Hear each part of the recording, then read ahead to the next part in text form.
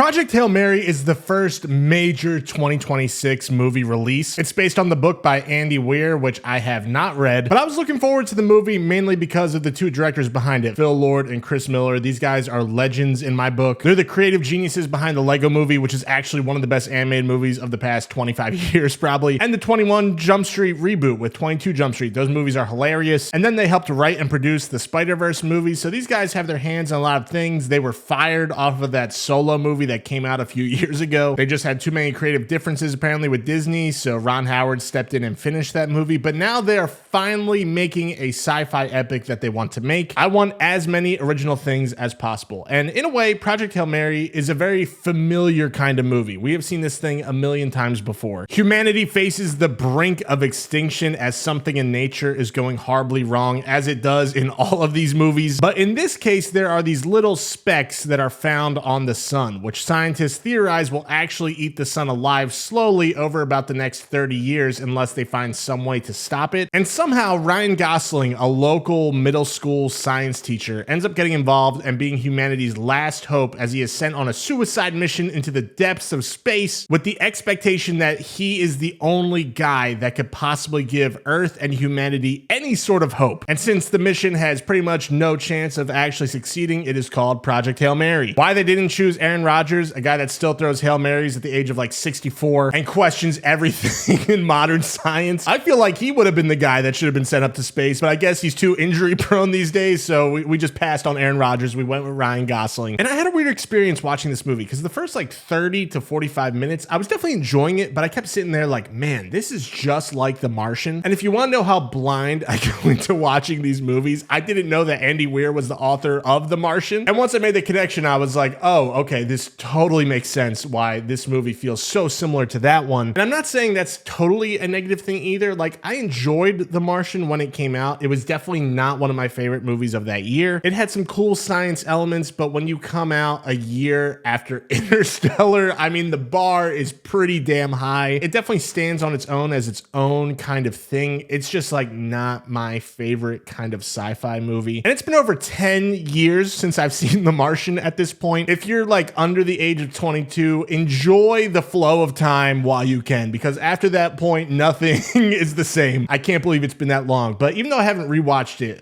watching this, just it felt kind of maybe not exactly beat for beat the same, but very similar kinds of stories where Earth just needs a really smart scientist to go to space alone and figure out how to save humanity. Like, we have seen this thing done a million times before, and it's a fine formula. But like I said, it's just not my favorite kind of movie. It doesn't get me stoked to watch something. But where these two differ, and the reason I like Project Hail Mary more than The Martian, is that The Martian, these are both science fiction, but The Martian feels more like 80% science and 20% fiction. But Project Hail Mary goes more 60 to 70% fantasy and 30 to 40% science. And after like the first third, which I don't want it to sound like the first third is bad. Like, I do think it sets up the story in a very interesting way. It's paced very well. I was just kind of sitting there like, yeah, this is a good movie. I wasn't thinking much more of it. And then they introduce the main element of the movie. I don't consider it a spoiler at this point, but if you know absolutely nothing about Project Hail Mary and you want to keep it that way and go in absolutely blind, then maybe you come back to this video after. Leave it a like on your way out though. But they introduce this little alien that he ends up calling Rocky. It's like this rock spider kind of thing. And I knew there was a little alien in this movie. That's like the one thing I had heard about the movie. So I knew it would be an important part of the movie, but I didn't realize like that is what the movie actually is, where the entire rest of the story is Ryan Gosling learning how to communicate with this little alien, and they form different types of communication and they work together to help save each other's planets. So this feels like The Martian meets Interstellar meets E.T. meets like a more playful version of Arrival or Close Encounters of the Third Kind. But the second Rocky is introduced and this relationship starts to form, like the movie definitely turns up at least one notch for me. Like, I went from saying, yeah, this is a good movie to going, oh, this is a really good movie. And I think for a lot of people watching this movie, it's going to turn up even more notches, like 2, 3, or 4, because there were so many audible reactions to this little creature in my theater. People were absolutely eating him up. And I think there is a reason a lot of people fell in love with the book and are going to fall in love with this movie. And that's because of the dynamic between Ryan Gosling and a rock. And that relationship is what makes the film work as well as it does. Like, if you're not going to buy into that, if Ryan Gosling teaming up with like an ET kind of alien is is not really your thing, I don't think the movie's gonna like change your mind. I think there's gonna be people that just like, no matter what, this is not gonna be their thing. I would not recommend this to my dad. But I do think for a lot of people, this is gonna be a very crowd-pleasing kind of movie. It feels almost like a live action Disney feel-good movie on a high budget that's actually good. But the reason the relationship works as well as it does, I mean, there's a few reasons, but one of the main ones, if not the main one, is Ryan Gosling himself. Ryan Gosling is one of my favorite current movie stars. I think he's awesome. I do love him in his serious roles, like Place Beyond the Pines was one of the movies that really got me into movies when I was first trying to get into filmmaking. But I absolutely love his comedy work. I just think some actors have a genuine funny bone in them, and then others are absolutely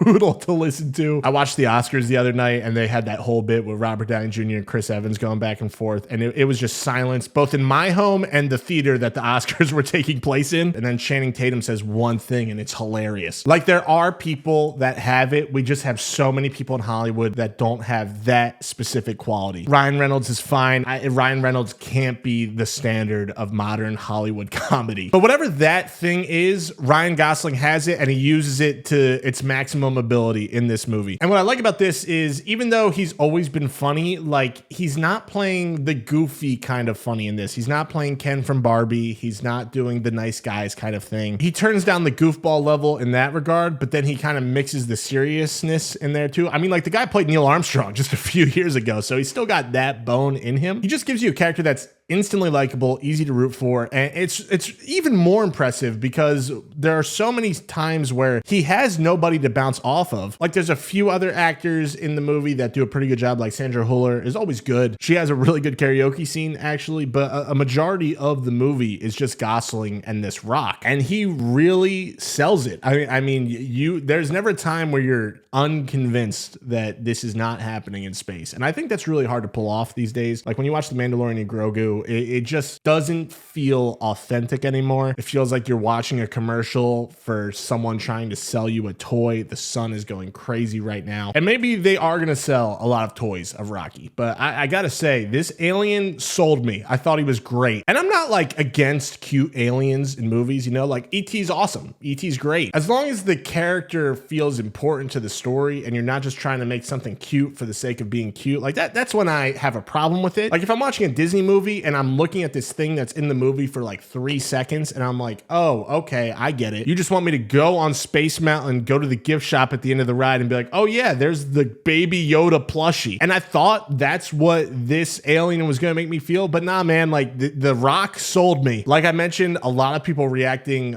very vibrantly to a lot of things he was doing in the movie, and I think that only happens when you're so invested in a film and a bunch of characters. And the fact that Lord and Miller could make you feel that way about a rock that doesn't really talk, I mean, it's super impressive, right? And I do think the visual work of Rocky is also very impressive. Like, there's definitely moments where it's clearly CGI. I mean, you kind of have to in a movie like this, especially for it to move around so much and so fast. But there's like pictures and videos of them using like a puppeteer animatronic system on set, so Ryan Gosling had something to work with, and it looks really impressive. And I don't think it's just like the Rocky effect either. I think everything else in the movie looks just very nice visually. I complain a lot about modern blockbusters that have like $200 to $300 million budgets and they look like shit. And the budget for this seems to be somewhere in the $200 to $250 million range, but it looks like a movie that was made for $200 or $250 million. So I don't have as much of a problem with the huge budget in that regard. I wouldn't say like the space stuff is super mind-blowing. Like I feel like we've had more impressive space sequences in the past like decade. I think stuff like Interstellar and even Gravity, which is a movie I didn't like, stuff like Dune, like we've found ways to make space just look a bit better. But I do think the visuals look really nice. I like some of the production design as well within the ships. I thought it was all done really well. But I think my biggest compliment to this movie is that there are so many blockbusters these days that try so hard to be funny, and they are abysmal. Like, they are truly painful to sit through. Like, some people, God bless them, and I hear a lot of laughter at a lot of movies that are not funny, and it makes me feel like I'm on a different planet than everybody else. But Lord and Miller have always been funny, and this movie is no exception. Even though The Martian was considered a comedy at the Golden Globes, it just was very cringy to me. And I do like Matt Damon. I just don't think he's like one of the funniest actors in Hollywood. Like, I don't think that's his thing, and I don't think the writing in that one, even though I believe it's the same screenwriter. Yeah, Drew Goddard wrote The Martian too. I forgot about that. So it's the same guy writing the script. Maybe I have to rewatch The Martian and maybe it is actually hilarious. But I remember just not finding it funny. Like it was definitely in that time where a lot of Marvel movies are coming out and I don't find those very funny. And Project Hail Mary is in that same brand of comedy where you're supposed to laugh with a big audience. The only difference is it's actually funny. And I think Ridley Scott is a hilarious person to listen to, but the Lord and Miller combo with Ryan Gosling, I really think is like a perfect duo. I guess technically it's a perfect trio, but you know what I mean. It just feels great when a joke is well written and when it's delivered well. Like the delivery of the joke is actually, I think, more important than the writing of the joke. Like some of these lines, I laughed when Ryan Gosling did it, but if Ant-Man did it, I would not laugh. I just know for a fact. And maybe that humor in this movie doesn't work as well on a rewatch, but I laughed quite a few times. Like especially once they introduced Rocky, I think there are a lot of funny moments in the movie. And I think that's the feeling you want from a major blockbuster. Like